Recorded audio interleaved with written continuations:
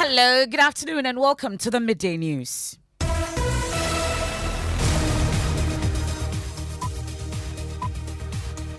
The Midday News is live on Joy 99.7 FM here in Accra and Kumasi. We are on Love 99.5 FM. Affiliates across Ghana's 16 regions. We are on Bedouin FM in Bumprugu, Kekeli Radio in Ho, Radio Max in Takrade. We are live on X Spaces. We are on Facebook. We are on myjoyonline.com. The Midday News is sponsored by Petrosol, your clean fuel in full quantity. Petrosol is always a delightful experience. Also brought to you by Duraplus Ghana Limited, producers of quality PVC and HDP pipes and water tank. We are the only water storage tank with a level indicator, and where Duraplus goes, water always flows. This afternoon, 15-year jail term for ministers of state whose conduct results in the payment of judgment debt with compound interest as the amended contract law comes into effect. We have judgment debts to the tune of 10 trillion in just one case. Bigger and larger than the entire GDP of this country. Exactly. The value of this country, if you like. Exactly. There was another judgment debt also, $1 billion. Also this afternoon, police and other public officers whose role results in the payment of judgment debt could be made to refund such monies. If you're a state actor and you go outside the scope of your authority, you decide to molest people outside the training you've been given, and the person sues and there's judgment against you, the state must also make sure that that money we're going to pay, we pursue you so that we pay the money back to the state. And there's one brewing already as a pregnant woman whose ear was allegedly chopped off by a policeman at the Tema Community Aid Station petitions the IGP demanding thorough investigations and justice. A police officer by name Clement Suputo chops off the right part of her ear with a pair of metallic pliers, only because, according to him, she is connected to a certain person of police interest. We have details of that. Also, former Deputy Attorney General Dr. Dominic Ayeni accuses Attorney General of unethical behavior after the AG got the Supreme Court to expedite hearing on the injunction application against the approval of ministers. The Attorney General, and unfortunately, he is not giving a good impression of ethical conduct, as a lawyer.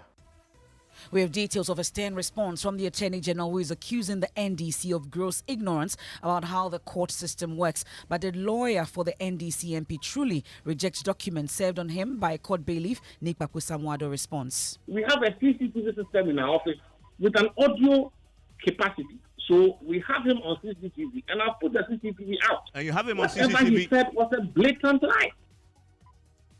Also, Tema General Hospital Administrator denies claims a baby died there Tuesday night due to dumso, as questions continue to be asked by a viral video which sought to suggest so. That even without light out, deaths do occur on the wards, okay? As at now that we are speaking, nobody has reported to us. We have sports. Asante Kotoko dismisses reports of imminent sacking of head coach Prosper Nate Ogum and backs the under-fire trainer to turn things around. And in today's episode of Joy News Filth Exhibition Series, we'll take you to Aladuna community here in the Greater Accra region, where residents have converted an open drain into a waste dumping site. Everybody put rubbish in the gutter. Even I'm fighting with people here. That's and more in this afternoon's edition of the Midday News. I am Emefa Apawu.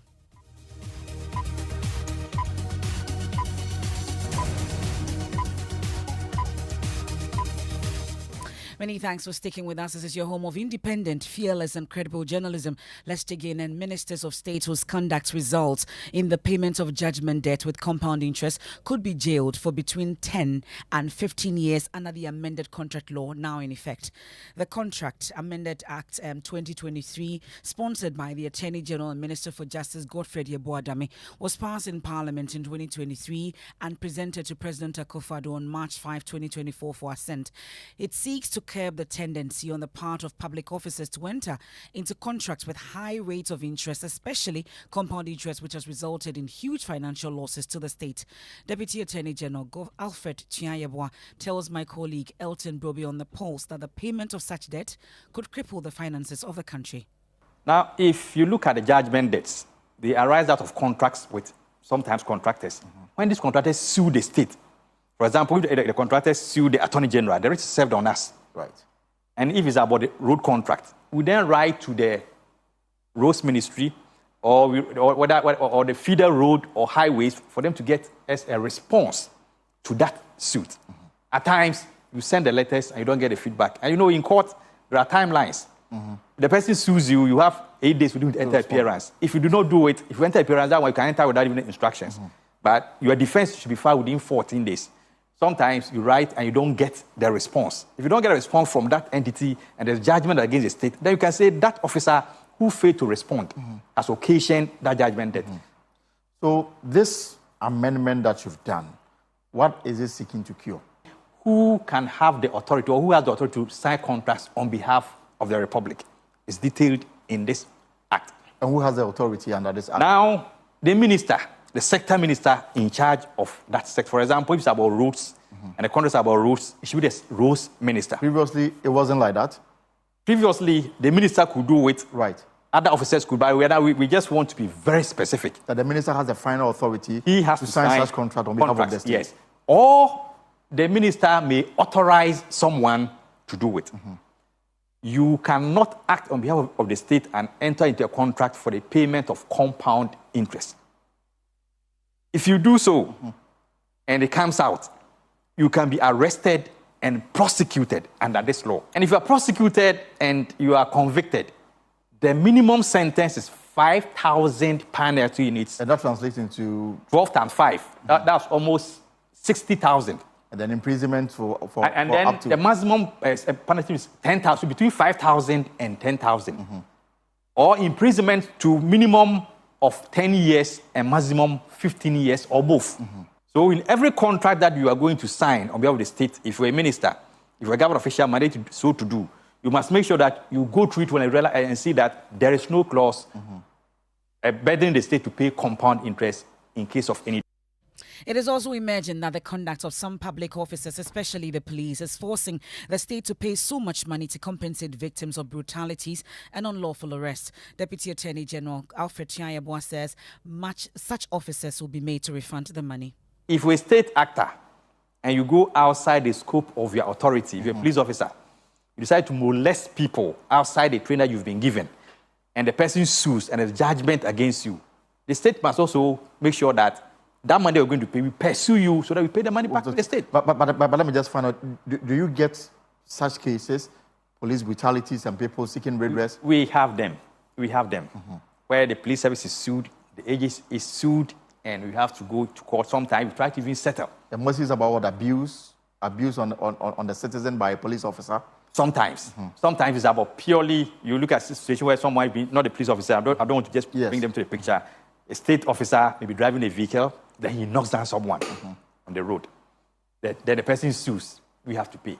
So there's this kind of judgment that we have small and bigger, small. But at the end of the day, what we are saying is that if we are an officer of the state, in whatever that you do, you should have in mind that if you intentionally or out of the scope of your authority do something that will occasion a form of judgment to the state will pursue you to get that money that is from you.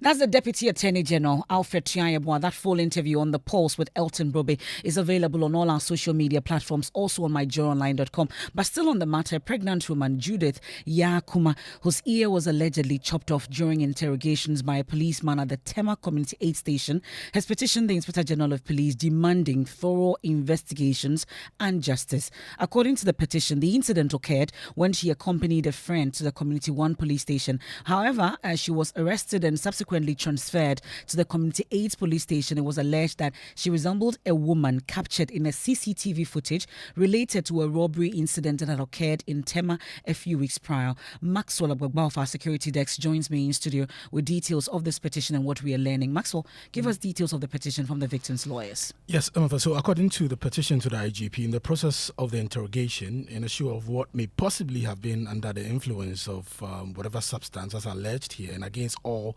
sound principles of modern policing, the police barbarically chopped off a part of the right ear of the victim with a metallic device. We are told that during this process, there was a female police officer, and all attempts by this female officer who was witnessing the scene to discourage the other police officer from continuing with this act fell on deaf ears, as he rather angrily asked her to leave the room if she cannot stand the sight of this rather primitive interrogation style. We are told that it was not possible to stitch up the ear, although the police officer carried along the chopped off bit to the hospital. Now we are told that rather than seeking medical attention immediately for the victim. The victim was offered weed, marijuana, to soothe her pain, which the victim, we are told, rejected. Yeah. And her lawyers are threatening legal action if nothing is done about the situation? Yes, they have petitioned the IGP, and they're saying that if no action is taken on this matter, they'll go straight to the court. We can hear from the lawyer, Andrew Kati. And in the course of interrogations, a police officer by name Clement Suputo chops off the right part of her ear with a pair of metallic pliers, only because, according to him, she is connected to a certain person of police interest, and also that she looked like somebody who had been captured in a CCTV footage of a robbery incident that had occurred in Tema a few weeks earlier. Now, you wouldn't believe it. This young lady at the time was a few weeks pregnant, a fact which the police knew of because they had conducted pregnancy tests and had the results. Now, it had to take me so much effort for the police to release the medical records of our client to enable us apply to the court for the variation of her bail conditions. Now, she was also forced by this same police officer to thumbprint a confession statement, failing which, according to him, he would have chopped off the second ear. That's a lawyer, Andrew Kati there. This is an issue that we are following up closely on, following that petition to the IGP by the victims' lawyers. Now, this afternoon, a former Deputy Attorney General, Dr. Dominic Ayine, is accusing the current Attorney General and Minister for Justice, Godfred Yeboah-Dame, of unethical legal behavior. The accusation follows the revelation by the AG that he got the Supreme Court to expedite hearing on an injunction application against the approval of ministers, which has since been dismissed by the Apex Court. Speaking to Raymond Akron up front, the Boga East MP explained that the process adopted by the Attorney General was to secure an ethical advantage for himself in the case by subverting the rules of procedure. The Attorney General, and unfortunately, he's not giving a good impression of ethical conduct, as a lawyer. So I'm being very honest and upfront with you on this one.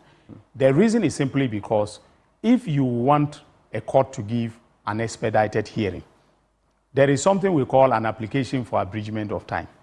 You file that, you serve it on the other party, okay? And then they can prepare themselves and come to court on the abridged date.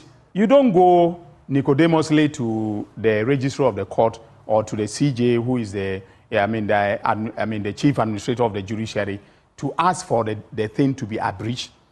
Then the registry puts the case, abridges time for you, all right, and then serves notice on the other parties to come to court immediately. That is unethical. Well, Director of Legal of the Opposition NDC, Eduji Tamaklo, also criticized the process adopted by the Attorney General as irregular.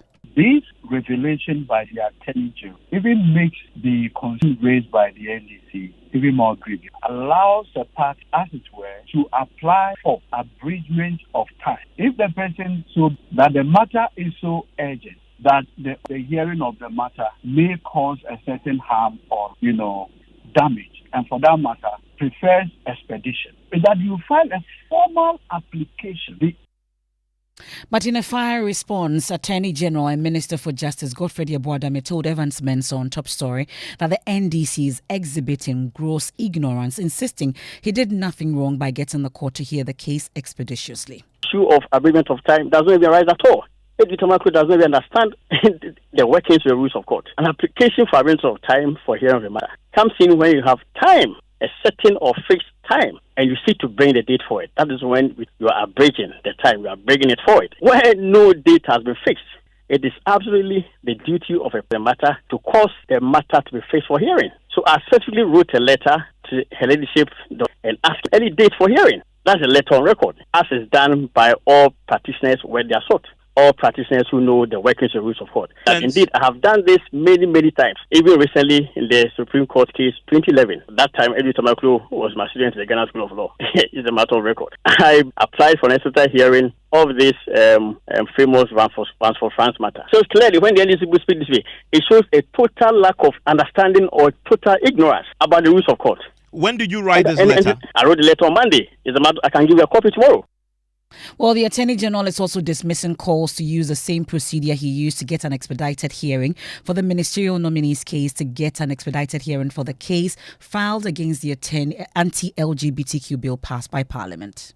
The approach I adopted in this matter was informed by the implication this had for state business in Parliament. Apart from this approval of ministers, there were very serious financial matters that have been adjourned by the Speaker of Parliament on account of this matter. And that is why and the court is actually even going on an Easter break. So there's no way any case can be heard next week or perhaps 2 weeks. And the courts are going on an Easter break.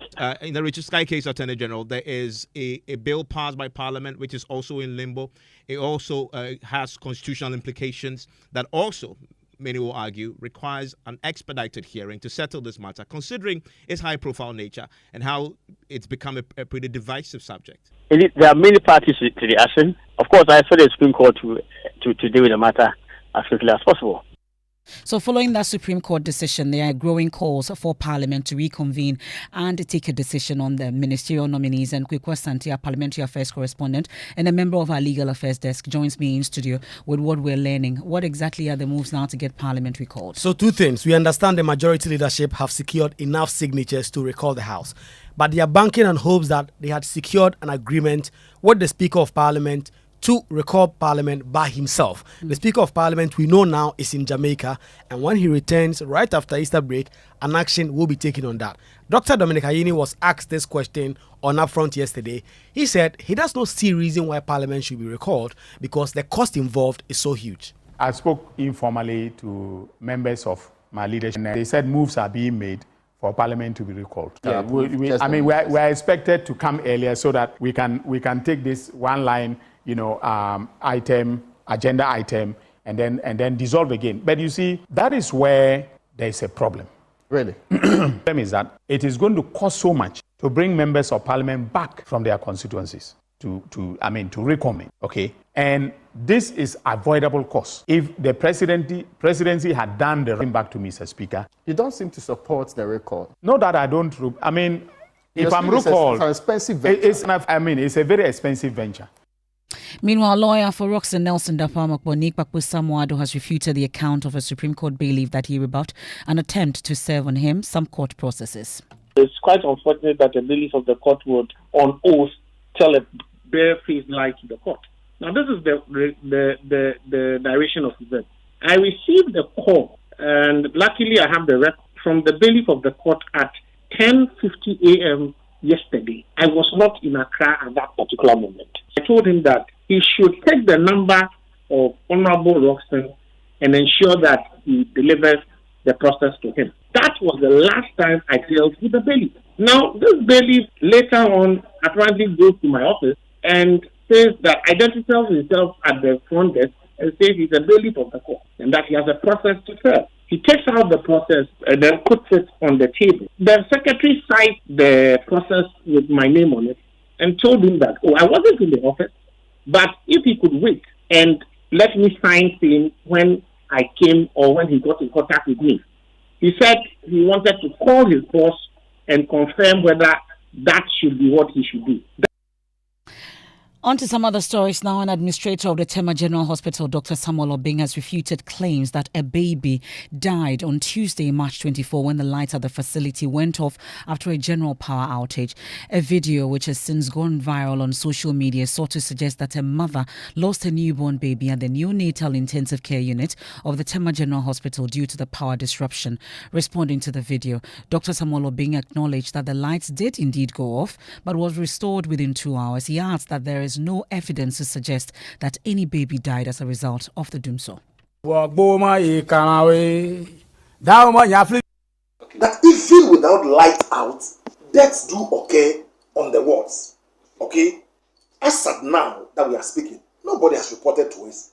But in the hospitals, you hear wailing. If you go to other hospitals, people die at any time T, even when there is light. So this is the correlation I want us to draw. However, a disgruntled grandmother, Rebecca Johnson, is attributing the death of her grandchild to the power outage witnessed at the Tema General Hospital on Tuesday. akola ne fina bizan se ba ne se no se okọ ho se ode akora ne no makọ no mo esesi ne ho ama no odu ho no bebi ana ne ba ne dan oni ho e no buso mo se akola no we no mo se omo ye sorry na ndra light off ni ntine ba no okọ hwe na no so ntumi hwe no e no mo se ne papa ba odaliko ho no dey now to different place.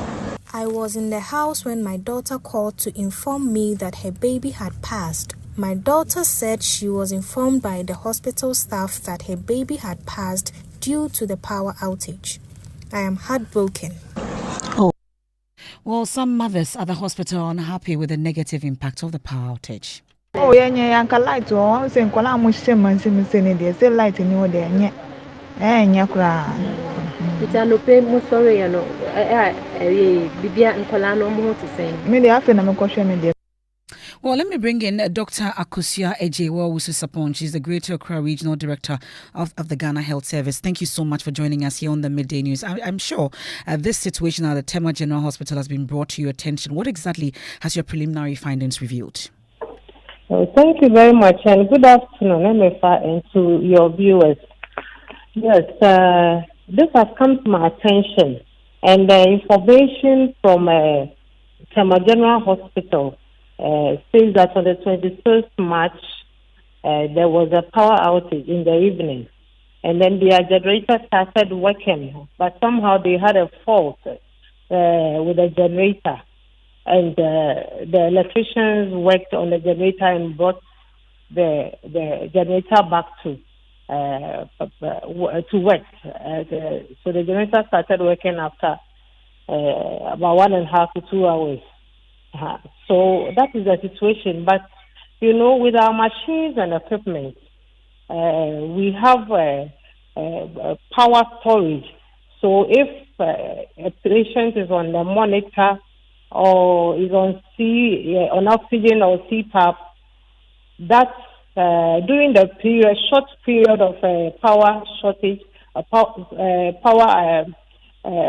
when you have the power going off, because there is storage in the power in those equipment, the patient continue to receive the necessary support that he or she needs until that patient is either evacuated to a place where there is light or the power is restored. So that is the situation. So while the power was off, if you look at the video very well, you see that the monitors were all on, working. So the residual power or the storage in the various equipment were working, and every baby on that ward received the necessary treatment and support that he or she was supposed to receive. So what did your findings actually reveal? That is our findings. Yes. Dr. Ususapon, so the claim is that a baby died as a result of that power outage. What did your finding reveal? What I would say is that from our preliminary investigation is that, during the time of the power outage, all the babies, were receiving oxygen. That's those that needed oxygen. Those that were on CPAP, were on the CPAP. So if a baby died, it is not as a result of the baby not receiving the necessary equipment, necessary care as a result of the power outage, because all the machines were working. But the power went off. But the power went off for 2 hours. Could it not have had a long-term effect on that baby? To ascertain what really caused the death of the baby. Okay. Well, we'll interrogate matter further. We are grateful for your time. That's Dr. Akosia Ejewa Ususapon is the Greater Accra Regional Director of Health there, joining us on this Tema General Hospital situation. We'll take a quick break here on the Midday News, live on Joy 99.7 FM in Accra, in Kumasi on Love 99.5 FM. We've been looking at this particular situation where 15-year jail term for ministers of state whose conduct results in the payment of judgment debt with compound interest as the amended contract law comes into effect. We return from the break with sports, and today's episode of Joy News Filth Exhibition Series will take you to Aladuna community here in the Greater Accra region, where residents have converted an open drain to a waste dumping site. Everybody put rubbish in the gutter. Even I'm fighting with people here.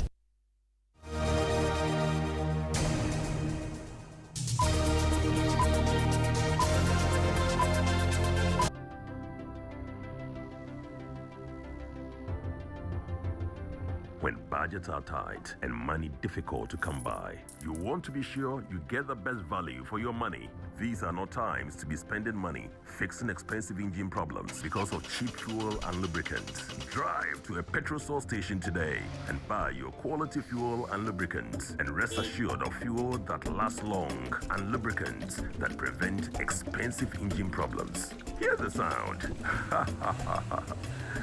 Petrosol, clean fuel in full quantity.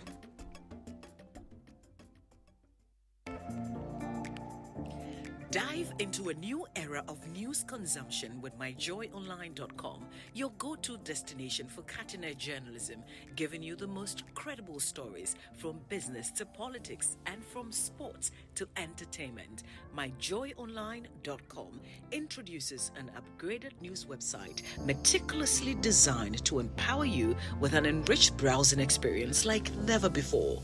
Experience the future of news browsing with myjoyonline.com. Many thanks for staying with us. Let's do sports. Mubarak, what do we have? Yes, Emefa. So Asante Kotoko's interim management committee has downplayed reports of an imminent sacking of head coach Prosper Nate Ogum. The trainer is under massive pressure from the supporters to improve results after suffering 4 straight defeats. Love FM Steven Zando has more.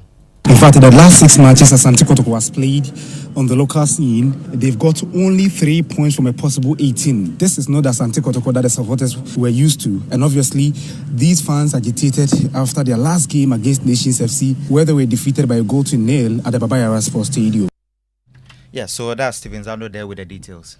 Thank you very much. Let's head to the Aladuna community here in the Greater Accra region. Sweetie Abochi takes us there for her filth exhibition.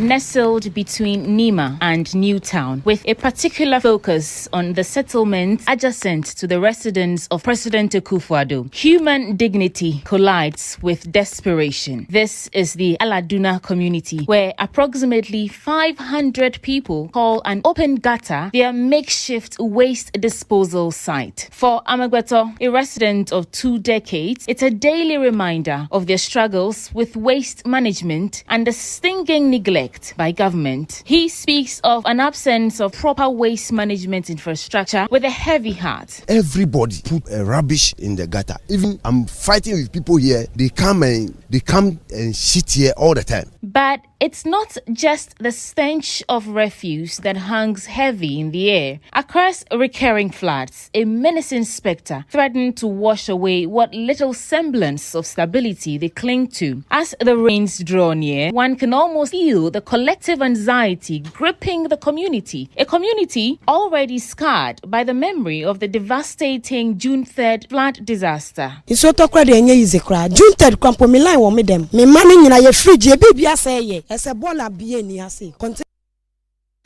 our filth exhibition series there with Sweetie Abochi giving us to today's edition. Time for Tech Thursday, and Love FM's Kwesi Deborah has more. For my laptop, I'm able to use it for a very long time. It can take a day.